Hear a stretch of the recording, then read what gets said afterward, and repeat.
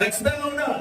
సేవకుడిగా నేను కళాఖండిగా చెప్తాను, ప్రార్థన జీవితం మొత్తంతో సమానం. మొత్తమే నువ్వు ఎంత బాగా బట్టలు వేసుకున్నా, ఎంత గొప్ప ఇల్లు ఉన్నా, ఎంత గొప్ప ఇంట్లో నిలుస్తున్నా, ఎంత గొప్ప గొప్ప గొప్ప బ్యాంక్ బ్యాలెన్స్ ఉన్నా, నీకు ఎందుకు పంచదు? ప్రార్థన వీడు యుద్ధాలను గెలిచేవాడు. చూడండి, దావీదు ప్రార్థనతోనే యుద్ధాలు గెలిచాడు.